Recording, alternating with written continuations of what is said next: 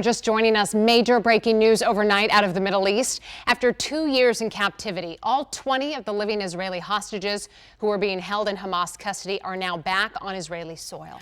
We're listening in there to that what was happening live in Israel, and this new video within the last 2 hours shows the second group of hostages leaving Gaza is part of this larger ceasefire deal that was brokered by President Donald Trump. Now, it's a deal many thought was impossible, but it's now a reality this morning. That's right. Our Jacqueline Quinn is joining us now to talk about how we finally got here to this moment. Jacqueline. Yeah, we learned just about an hour ago from IDF that all 20 living Israeli hostages have been released. We also learned within the last few or 10 minutes that the 2 Red Cross buses that were on the screen there you were seeing were carrying dozens of Palestinian prisoners.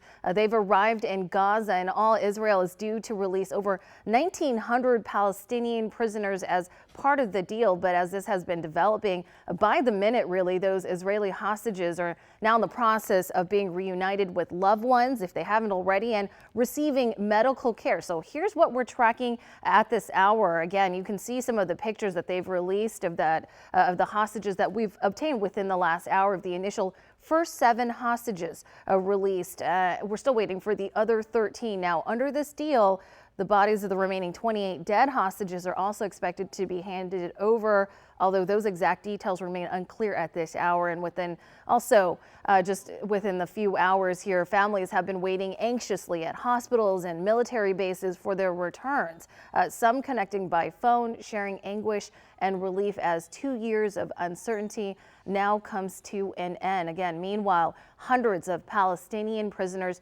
held by Israel are also awaiting release, although we did see that convoy of the Red Cross buses carrying some earlier.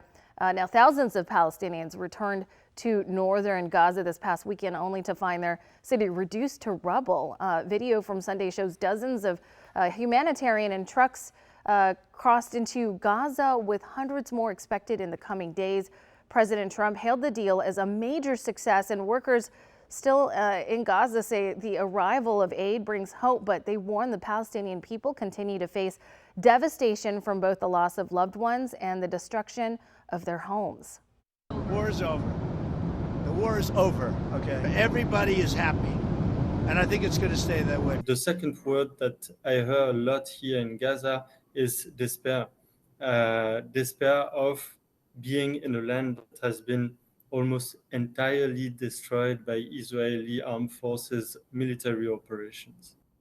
Now, President Trump will speak to families and parliament in Israel this morning. We're waiting for that before heading to Egypt for a peace summit, I should say.